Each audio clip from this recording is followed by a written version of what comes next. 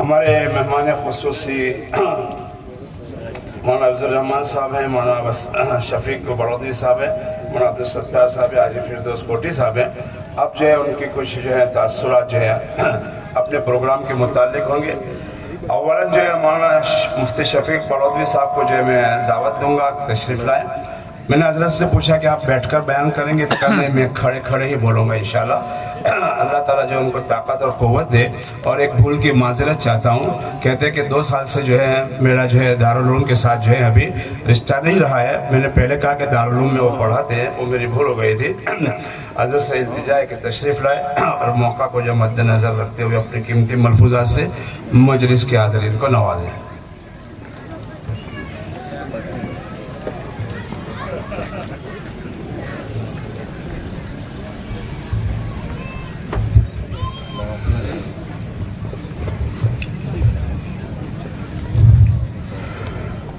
الحمد لله وحده والصلاة والسلام على من لا نبي بعده. أعوذ بالله من الشيطان الرجيم. بسم الله الرحمن الرحيم. وعلم آدم الأسماء كلها ثم عرضهم على الملائكة فقال أنبئوني بأسماء هؤلاء إن كنتم صادقين. قالوا سبحانك لا علم لنا إلا ما علمتنا إنك أنت العليم الحكيم.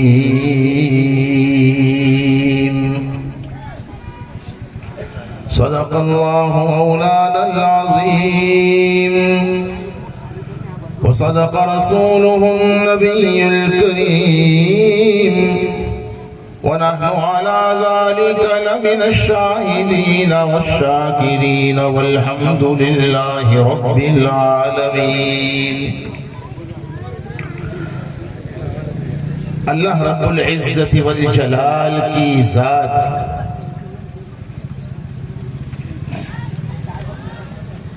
تمام علوم کا منبع اور سرچشمہ ہے.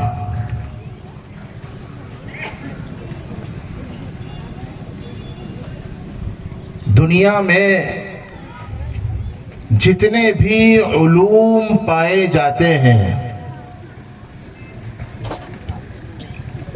وہ تمام کے تمام جائز اور ضروری علوم بشرطے کہ ملاوٹ سے پاک ہو. جتنے بھی دنیا میں پائے جانے والے جائز اور ضروری اور خالص علوم ہیں وہ تمام کے تمام منزل من اللہ ہیں. اس کا مطلب یہ ہے کہ جب سے دنیا بنی تب سے لے کر آج تک اور آج سے لے کر قیامت تک جتنے بھی علوم ہیں وہ سارے علوم اللہ رب العزت کی ذات سے نکلے ہیں. اللہ تبارک و تعالی کی شان اور صفات کا تذکرہ قرآن کریم میں جا بجا ہے.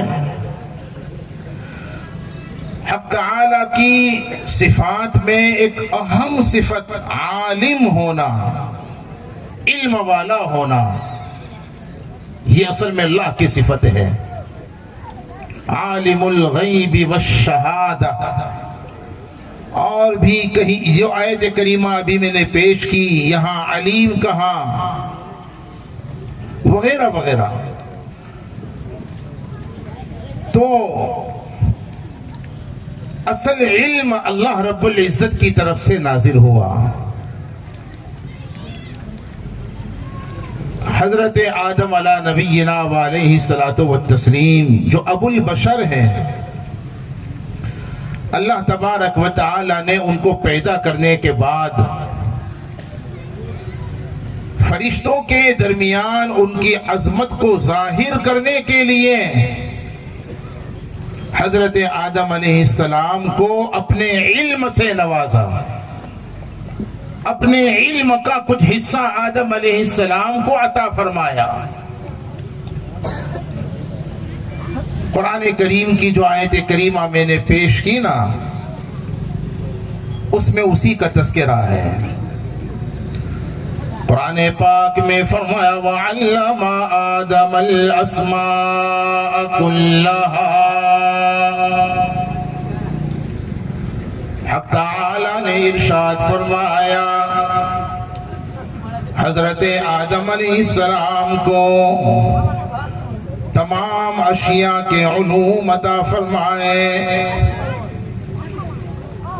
یہ علم اللہ نے عطا کیا، یہ علم اللہ نے سکھایا آدم علیہ السلام کو. کیوں؟ اس سے ایک بات جو ثابت ہوتی ہے وہ یہ بھی ہے انسان کی اصل عظمت علم سے ہے. علم کے بغیر انسان کی کوئی خاص عظمت بھی نہیں، کوئی خاص عزت بھی نہیں، کوئی خاص رفعت اور بلندی نہیں. یرفع اللہ الذین آمنوا منکم والذین اوتوا العلم درجات. قرآن ہے یہ.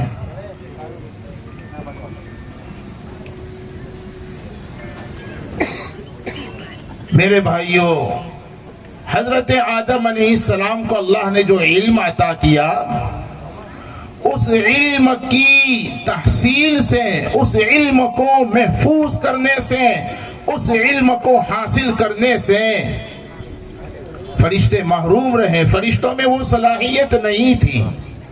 یہاں علماء کے دو اقوال ہیں. علم آدم الاسماء، یہ بہت جامع ترین آیت ہے. قرآن پاک کا تو ہر لفظ جامع ہے، نافع ہے.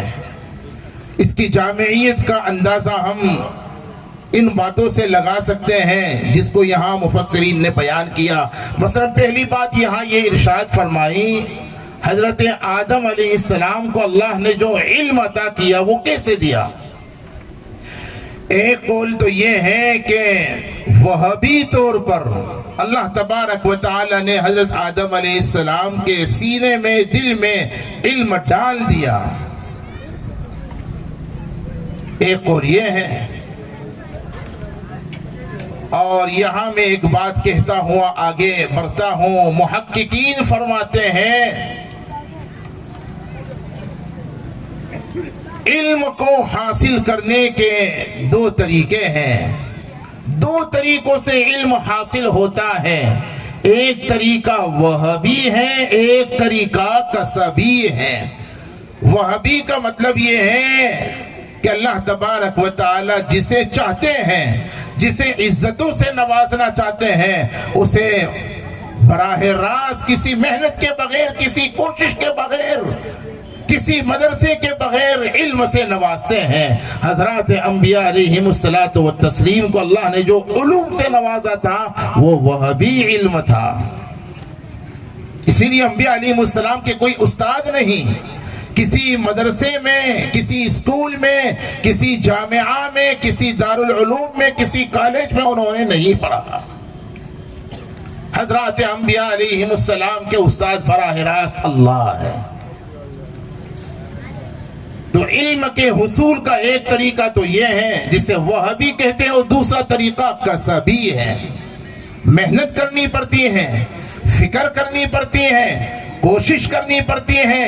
مدرسے میں آنا پڑتا ہے، اسکول میں آنا پڑتا ہے، تعلیم گاہ میں آنا پڑتا ہے وغیرہ.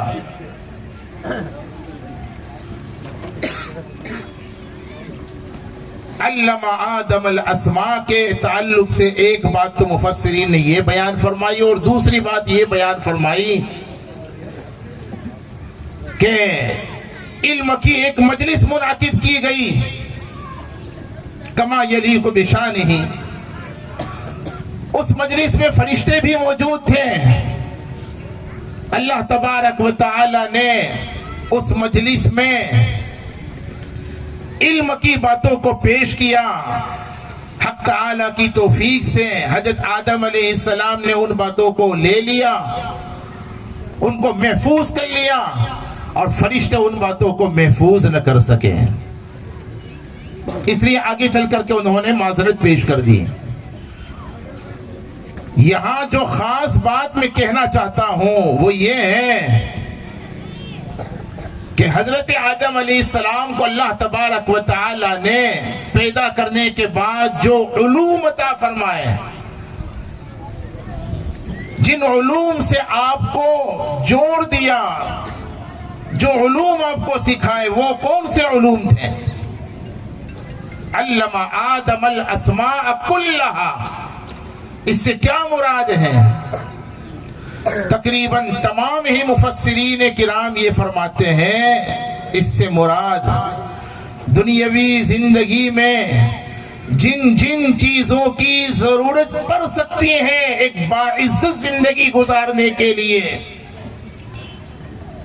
हजरत आदम अलैहिस्सलाम को दुनिया में आने के बाद दुनिया में बाइज्जत जिंदगी गुजारने के लिए आपको और आपके बाद आपकी क़यामत तक की औलाद को जिन जिन उलूम की जरूरत पड़ सकती थी, वो तमाम उलूम अल्लाह तबारक व तआला ने हजरत आदम अलैहिस्सलाम को सिखा दिए, अता कर दिए।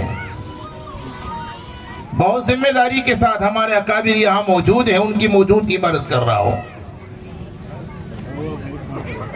समझे ना।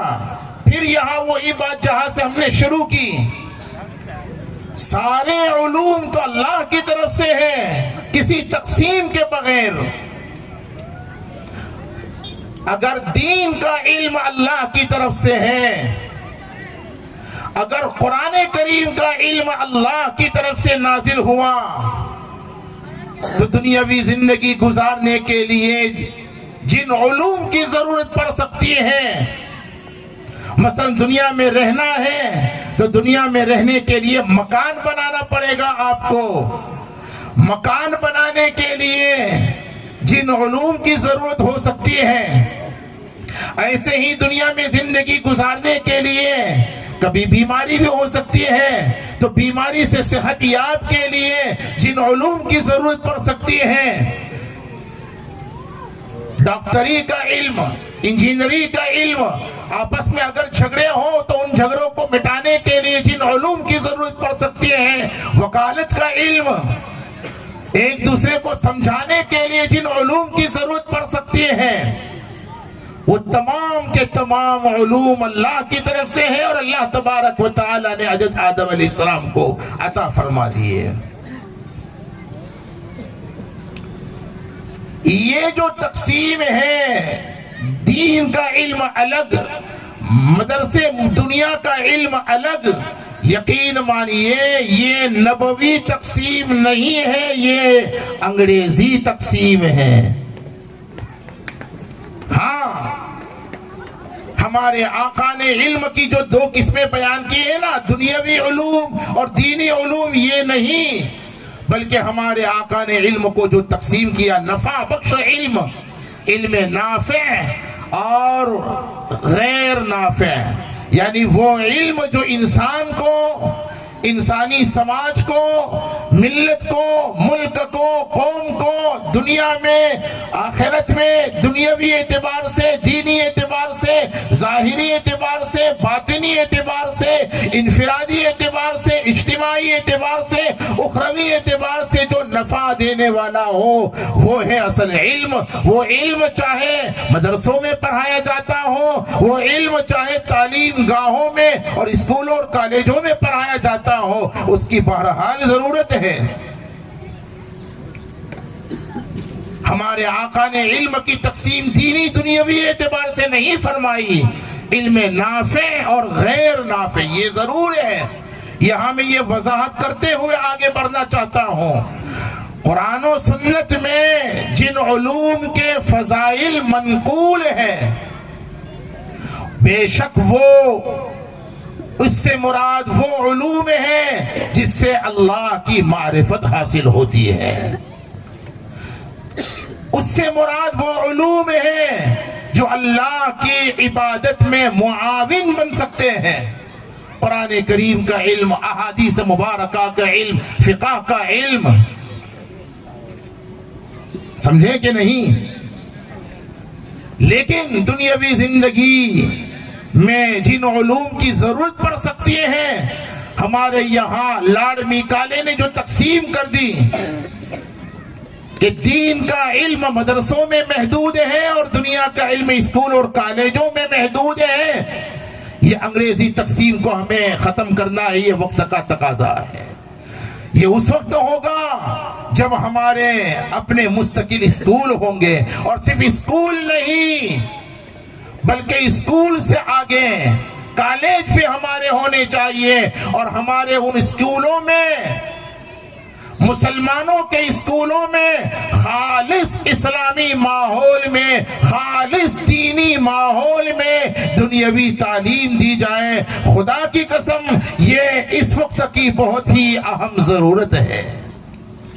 میں تو کہا کرتا ہوں حالات کے پیش نظر جیسے ایمان کی حفاظت کے لیے مساجد کی تعمیر ضرورت ہے، ایمان کی حفاظت کے لیے مدارس کی تعمیر ضرورت ہے، عصر حاضر میں، دور حاضر میں ایمان ہی کی حفاظت کے لیے مسلمانوں کے ایسے اسکول کی بھی ضرورت ہے جو جن کو دینی ماحول اور دینی مزاج میں چلایا جائے.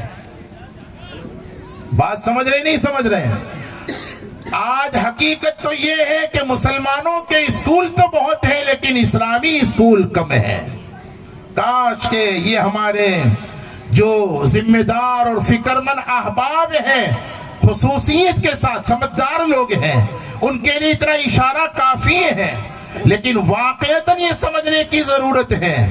مسلمانوں کے اسکول تو ماشاءاللہ ہے، بیداری آ رہی ہے، لیکن ان اسکول کو اسلامی اسکول بنانا اس اعتبار، اور ہمارے ملک کا قانون ہمیں اس کی اجازت دیتا ہے. یہ چیز کوئی قانون کے خلاف بھی نہیں ہے. اسلامی ماحول میں، دینی ماحول میں دنیاوی تعلیم دی جائے، بچوں کے کلاسز الگ ہو، بچیوں کے کلاسز الگ ہو، وغیرہ وغیرہ. لباس میں، یونیفارم میں سطر کا لحاظ رکھا جائے اور شرکیہ مضامین سے بچا جائے. اتنے اشارے کافی ہے نا؟ ظاہر ہے اس کی ضرورت نہیں ہے. اس لیے اگر ہماری قوم کے فکر مند لوگ اس لائن میں اگر آگے بڑھتے ہیں تو قوم کا فرض بنتا ہے کہ آگے بڑھ کر کے ان کا تعاون کریں.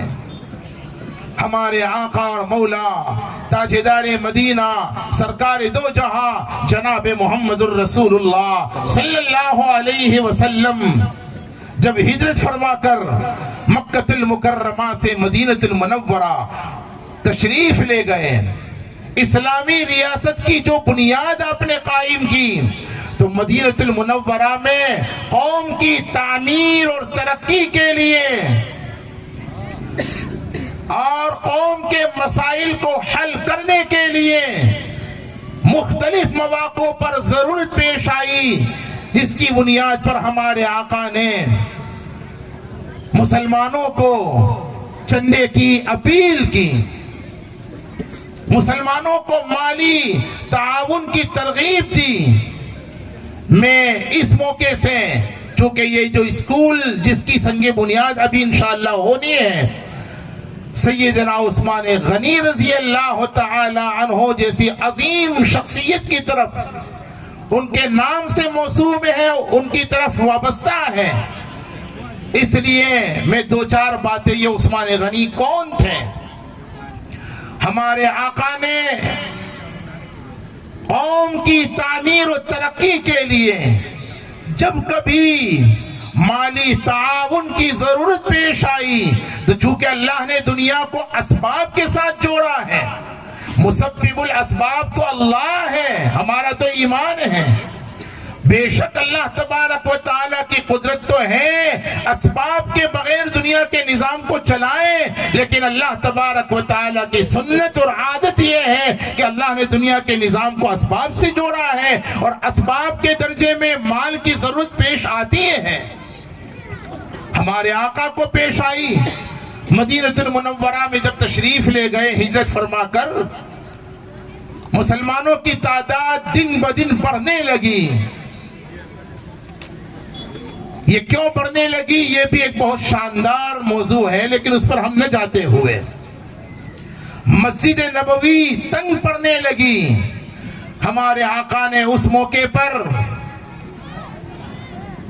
حضرات صحابہ رضوان اللہ علیہ مجمعین کے ایک مجمع میں یہ ترغیب دی کہ مسجد نبوی کے قریب کی جو زمین ہے مسجد کی توسیع کے لیے اس کی ضرورت ہے، کاش کہ ہمارے لوگ اس کی طرف توجہ دیں۔ ہمارے آقا کی ترغیب دینے پر سیدنا عثمان غنی رضی اللہ تعالی عنہ کھڑے ہوئے۔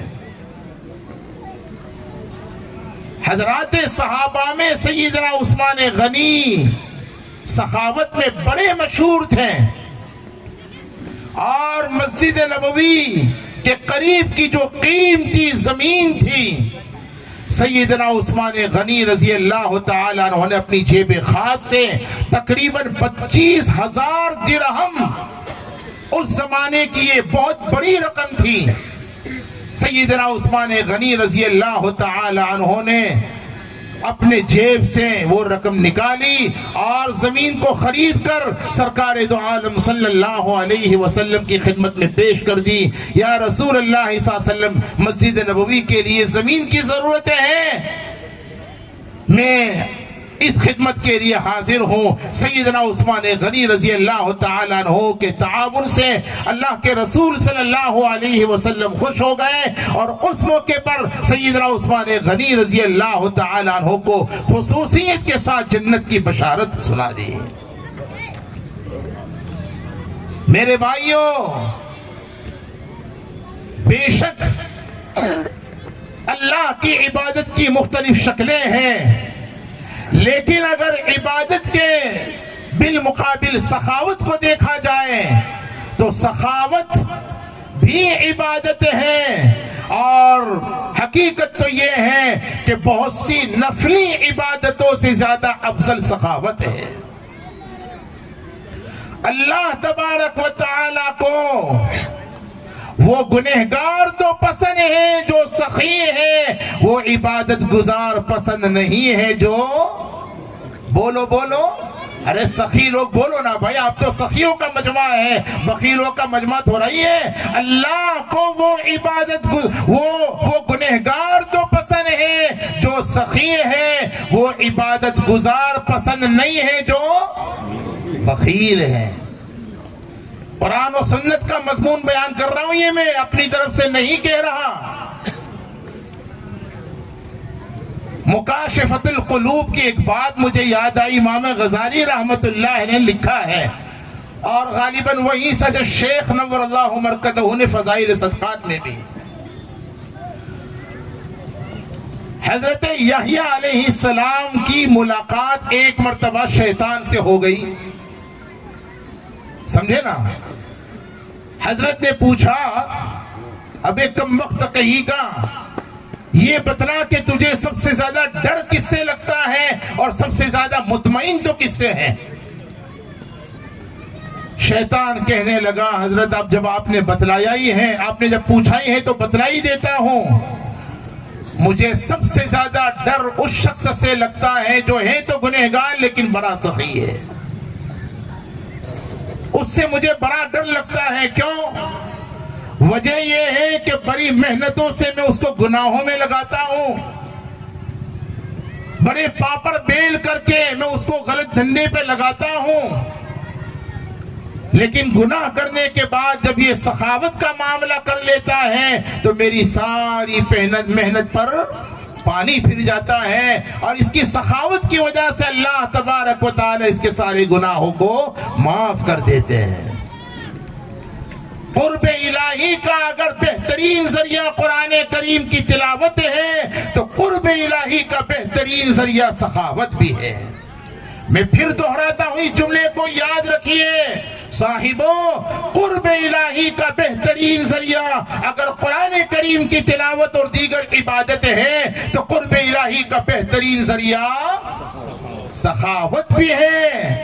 دلیل کیا ہے؟ بہت مشہور روایت ہے، مشکات میں اور حدیث کی تمام معتبر کتابوں میں یہ روایت موجود ہے۔ سخی کے جو 4 فائدے بیان ہوئے نا، اور وہی 4 نقصان گویا بخیل کے بیان ہوئے۔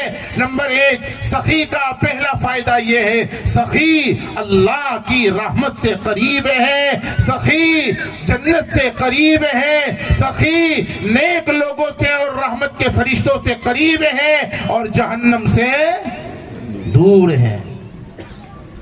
اور بخیل کے لیے یہی وعید ہے، اللہ کی رحمت سے، اللہ کے قرب سے دور، جنت سے دور، لوگوں کی محبتوں سے دور اور محروم، اور جہنم سے قریب۔ آج ضرورت ہے گودھرا والوں، تمہاری سخاوت کی ضرورت ہے۔ آج امتحان ہے تمہاری سخاوت کا۔ اگر تم سیدنا عثمان غنی کے حقیقی جانشین بننا چاہتے ہو تو اپنے اندر عثمان غنی جیسی سخاوت کا وصف پیدا کرو۔ سیدنا عثمان غنی رضی اللہ تعالی عنہ کا یہ حال تھا، جب کبھی قوم کے لیے ضرورت پیش آئی، قوم کی فلاح و بہبودی کے لیے ضرورت پیش آئی، ابھی ہمارے یہاں کے ذمہ دار بتلا رہے تھے کن حالات میں اس اسکول کا قیام ہوا۔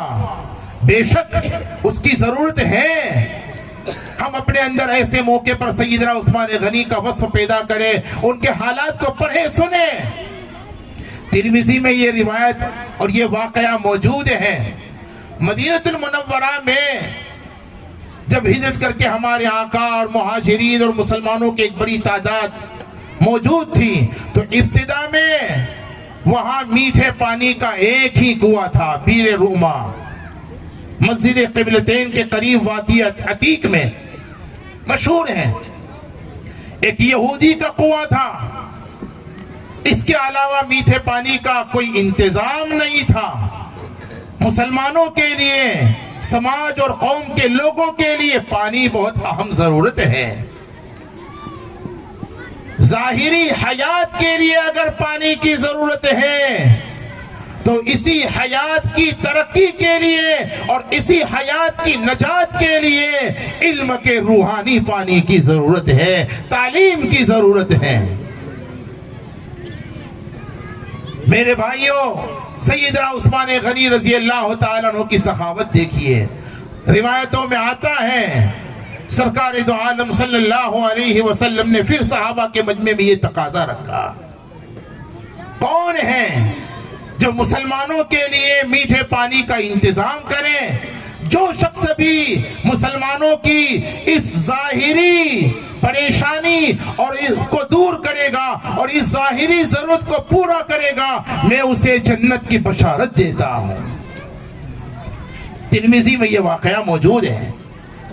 حدیث میں آتا ہے سیدنا عثمان غنی مجلس سے اٹھے خاموشی کے ساتھ، اس یہودی سے جا کر، تفصیلی واقعہ ہے، میں تفصیلات میں نہیں جاتا، 2 مرتبہ آپ نے خریدا تھا اس کنویں کو، بہت شاندار تفصیلات ہے لیکن اس کا موقع نہیں ہے۔ مجھے واقعات سنانا مقصود نہیں ہے، اشارے کرنے مقصود ہے، اور اس سے کچھ ہدایتیں اور جو نصیحتیں میں ملتی ہیں وہ اس کی طرف توجہ دلانا مقصود ہے۔ سیدنا عثمان غنی رضی اللہ عنہ نے قوم کی ضرورت کے پیش نظر جب حضور نے ترغیب دی، اس یہودی سے جا کر کے ملے اور اس کو کسی طرح سے کنواں بیچنے پر راضی کیا، اور تقریباً طبرانی وغیرہ کی روایت میں یہ تفصیلات ہیں، 35,000 درہم میں سیدنا عثمان غنی رضی اللہ عنہ نے اس کنویں کو خرید کر امت مسلمہ کے لیے وقف کر دیا۔ صاحبوں، قرآن کو پڑھیے، قرآن کے قریب آئیے، اہل قرآن سے قرآن کو سمجھنے کی کوشش کیجئے، کمپیوٹر سے نہیں۔ قرآن کو قرآن والوں سے سمجھو، کمپیوٹر سے دوسرے فوائد حاصل کرو۔ لیکن قرآن کو اگر قرآن والوں سے سمجھنے کی کوشش کرو گے نا تو میں پوری ذمہ داری کے ساتھ کہتا ہوں، قرآن کریم نے اللہ کے ولیوں کے جو فضائل بیان کیے ہوئے ہیں، اور خدا کی قسم وہی فضائل قرآن کریم نے سخیوں کے بیان کیے ہوئے ہیں۔ کیا کہا؟ اللہ کے ولیوں کے متعلق قرآن کیا کہتا ہے؟ قرآن پاک میں فرمایا الا ان اولیاء اللہ، الا ان اولیاء اللہ لا خوف علیہم ولا هم يحزنون۔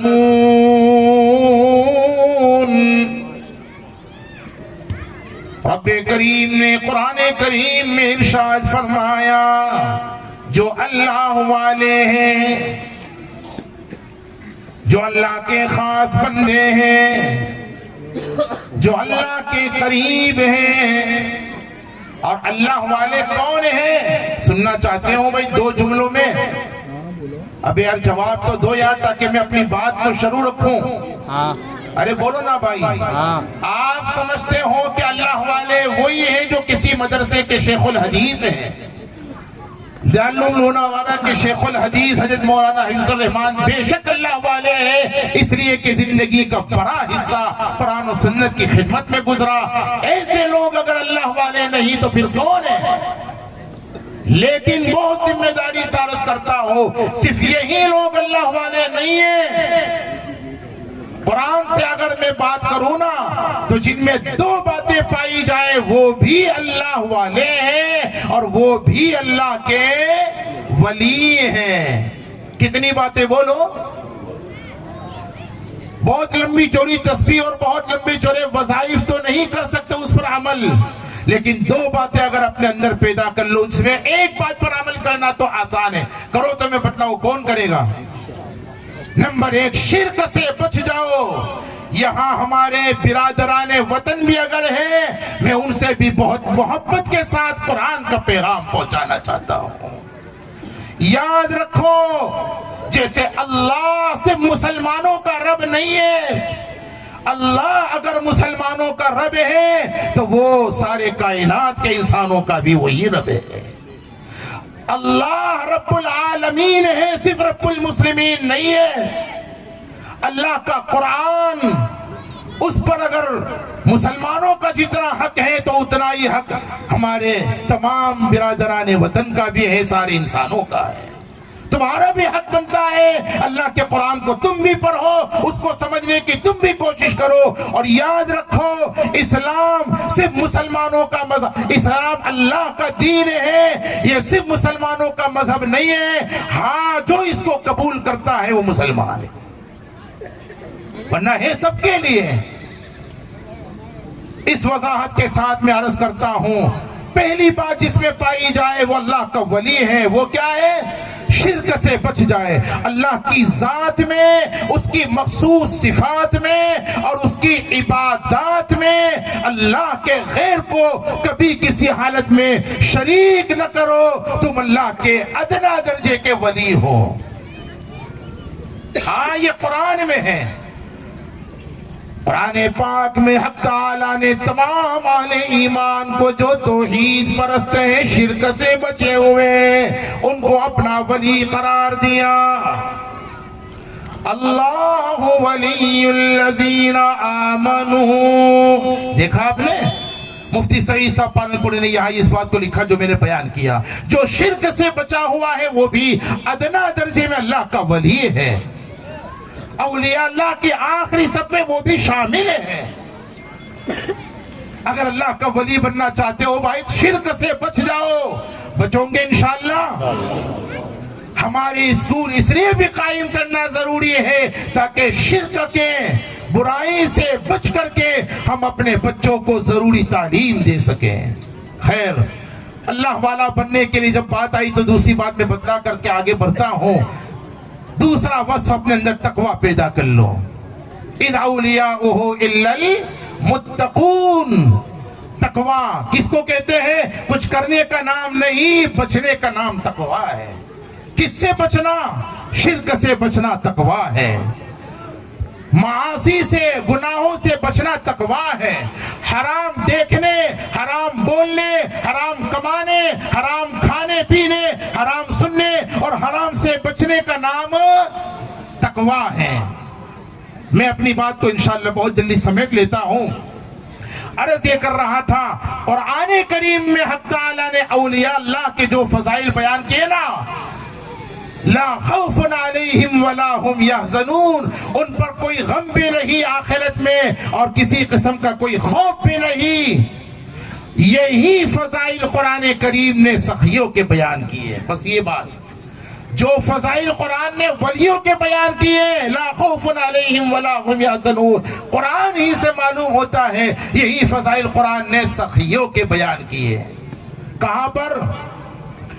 الذين ينفقون أموالهم بالليل والنهار سرا وعلانية فلهم أجرهم عند ربهم ولا خوف عليهم ولا هم يحزنون. یہ قرآن ہے. سخیوں کی 4 شکلیں بیان کی. سخی وہ ہے ینفقون اموالہم، اپنے مالوں کو خرچ کرتے ہیں. یہاں قرآن نے یہ نہیں کہا مسجدوں ہی میں خرچ کرتے ہیں، یہ نہیں کہا مدرسوں ہی میں خرچ کرتے ہیں. مطلقاً اللہ کی رضا کے لیے، قوم کی تعمیر و ترقی کے لیے جو خرچ کیا جاتا ہے وہ سب اللہ کے راستے میں خرچ کرنا ہے. ایک بہت قیمتی اور بہت ضروری بات کہہ کر کے پوری ذمہ داری کے ساتھ عرض کرنا چاہتا ہوں، اللہ کے راستے میں خرچ کرنا کسے کہتے ہیں؟ سنو بہت ذمہ داری سے، اگر میری بات میں ذرا برابر کوتاہی اور غلطی ہے تو یہ اکابر کو حق ہے، اسی مجمع میں مجھے روک دے، ٹوک دے. اللہ کے راستے میں خرچ کرنا کسے کہتے ہیں؟ علماء نے فرمایا، پوری ذمہ داری سے سناتا ہوں، سنیے. ہر وہ مال جو حقوق اللہ کی ادائیگی میں خرچ ہو رہا ہے، اللہ کے حقوق کو ادا کرنے میں جو مال خرچ ہو رہا ہے یہ بھی اللہ کے راستے کا خرچہ ہے. نمبر 2، ہر وہ مال جو حقوق العباد کی ادائیگی میں خرچ ہو رہا ہے. آپ کے ذمہ آپ کی بیوی کا حق ہے، آپ کے ذمہ آپ کے اولاد کا حق ہے، آپ کے ذمہ آپ کے بوڑھے ماں باپ کا حق ہے، جتنے بھی بندوں کے حقوق ہیں، آپ کی بہنوں کا وراثت وغیرہ میں حق ہے. حقوق العباد کی ادائیگی میں جو کچھ خرچ ہو رہا ہے وہ بھی اللہ کے راستے میں خرچ ہو رہا ہے. اور بھی تفصیلات ہیں لیکن اتنا کافی ہے، سمجھے نا. یہاں بھی قرآن نے سخیوں کی جو 4 شکلیں بیان کی نا، مطلقاً ینفقون اموالہم، اپنے مالوں کو خرچ کرتے ہیں. تفصیل نہیں بیان کی، مطلقاً بیان کیا. جہاں بھی تقاضا آ جائے، وہ تقاضا مدرسے کا بھی ہو سکتا ہے، وہ تقاضا اسکول کا بھی ہو سکتا ہے. ینفقون اموالہم، اپنے مالوں کو جو سخی خرچ کرتے ہیں. باللیل والنہار، رات میں تقاضا آیا تو رات میں خرچ کر دیا، دن میں تقاضا آیا تو دن میں خرچ کر دیا. سرا وعلانیہ، خفیہ طور پر خرچ کرنے کا موقع تھا تو خفیہ طور پر خرچ کر دیا، علانیہ طور پر کھلم کھلا خرچ کرنے کا موقع تھا تو اس موقع پر خرچ کر دیا. تو فرمایا یہی وہ لوگ ہیں لا خوف علیہم ولا هم یحزنون، یعنی جو فضیلت اللہ نے ولیوں کی بیان کی وہی فضیلت قرآن کریم میں یہاں سخیوں کی بیان کی. ان فضائل کو آپ حاصل کرنا چاہتے ہو بھائی؟ بولو نا بھائی، کون چاہتا ہے ایمانداری سے؟ میں آپ کی چلے 4 مہینے کی تشکیل کرنے نہیں آیا ہوں، آپ کو لے جانے کے لیے نہیں آیا ہوں. آپ کے قوم کے ہمدردوں نے قوم کے غریبوں، بلکہ غریب کیا سارے ہی بچوں کے لیے، قوم کے مستقبل سے مراد صرف دنیا کا فیوچر نہیں، دنیا کے فیوچر کا بھروسہ ہی کیا ہے، ہمارے نزدیک مستقبل سے مراد دنیا کا فیوچر بھی ہے، اور دنیا کے بعد کی جو دائمی زندگی ہے اس کا فیوچر بھی ہے۔ اس کے فیوچر کو بنانے کے لیے، اس کی ترقی کے لیے آج آپ کی قوم کو آپ کے مالوں کی ضرورت ہے۔ آپ میں سے کون تیار ہے تاکہ سیدنا عثمان غنی رضی اللہ عنہ کا حقیقی معنی میں جانشین بن جائے، اور قیامت میں اللہ تبارک و تعالی اس کا شمار بھی سیدنا عثمان غنی کے ساتھ فرمائے؟ اس کے لیے کون تیار ہے؟ بولو نا بھائی، آپ تیار ہیں؟ انشاءاللہ سب تیار ہیں؟ ذرا ہاتھ اٹھا کر اشارہ تو دیجئے بھائی۔ جزاکم اللہ۔ کون ہے بھائی یہ سخی؟ حاجی شوکت ایاز صاحب کی جانب سے ماشاءاللہ کچھ مولانا کی بات، بچوں کی بات آئی۔ 11,11,111 روپے ماشاءاللہ اولن چندہ کا اعلان ہوا ہے ماشاءاللہ۔ تکبیر، تکبیر۔ اللہ تبارک و تعالی اس سخی کی سخاوت کو قبول فرما لے۔ بھائی زور سے کہو نا آمین۔ اور اللہ تبارک و تعالی قرآن و سنت میں سخاوت کے جتنے فضائل ہیں ان تمام فضائل کا اس سخی کو، اور جنہوں نے زمین وقف کی ہے، زمین کی سخاوت کی، اور جنہوں نے اس سے پہلے چھوٹی بڑی جو سخاوتیں کی ہیں اور جن کے نام بھی ابھی بولے گئے، اور جو ابھی انشاءاللہ کریں گے، اللہ تعالیٰ ان تمام کو اس کا حقدار بنائے، اور سخاوت کے جتنے فضائل اللہ تعالیٰ ان تمام فضائل کا مصداق بنائے۔ اور بھی انشاءاللہ آپ ارادہ رکھتے ہو بھائی؟ انشاءاللہ۔ اب اچھا یہاں ایک بات میں کہہ کر کے آگے بڑھتا ہوں، یہ جو الذین ينفقون اموالهم باللیل والنہار سرا وعلانیہ جو ہے نا، اس کے شان نزول میں مختلف واقعات میں سے 2 واقعے کی طرف دلی سے اشارہ۔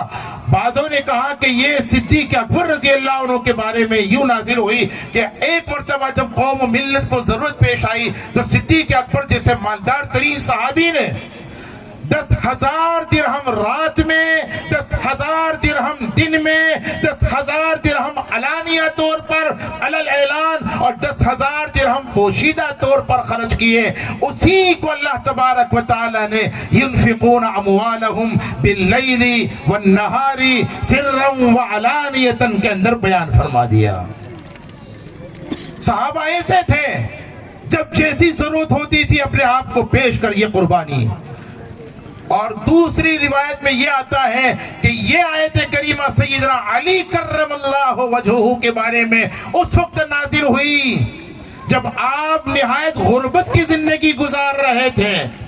آپ کے پاس کل ملا کے 4 درہم تھے، اور لیکن جب دین کا تقاضا رکھا گیا ان کے سامنے پیش ہوا تو 1 درہم رات میں، ان 4 درہموں میں سے 1 درہم رات میں، 1 دن میں، 1 علانیہ طور پر، 1 پوشیدہ طور پر خرچ کر دیے۔ اس پر اللہ تبارک و تعالی نے یہ آیت نازل فرمائی۔ دونوں واقعات صحیح ہیں، صحابہ کے مالدار بھی سخی تھے، صحابہ کے غریب بھی سخی تھے۔ آخری جملہ صاحبوں، واقعہ یہ ہے، آج ہمارا حال یہ ہے کہ ہم جمع کر کر کے کنگال ہو گئے، صحابہ خرچ کر کر کے مالدار ہو گئے۔ اللہ تعالی حقائق سمجھا دے، عمل کی توفیق عطا فرمائے، آمین۔ وآخر دعوانا ان الحمدللہ رب العالمین۔ جزاکم اللہ احسن الجزاء۔ وصول تو انشاءاللہ میں تھوڑی دیر کے بات کرتا ہوں، ابھی شیخ صاحب کا بات سننے ماشاءاللہ۔ اللہ کرے کہ جو ہے مولانا کی کہی ہوئی باتیں ہماری سمجھ میں آئے، اور ہمارا زیادہ سے زیادہ مال جو ہے اللہ اور اس کے نبی کی رضا کے واسطے جو ہے استعمال ہو۔ مولانا عبد الرحمن صاحب شیخ الحدیث صاحب سے جو ہے میں نے کہا تھا کہ آپ کے لیے مائک وہاں رکھوں، مگر کیا کریں میں خود بھی آؤں گا اور جو ہے ڈائس پر آ کر ہی بولوں گا۔ بڑا مختصر سی بات، مگر غور سے سنے دوستو۔ اس کے بعد ایک اور جو ہے ہمارے ادھیکش جو ہے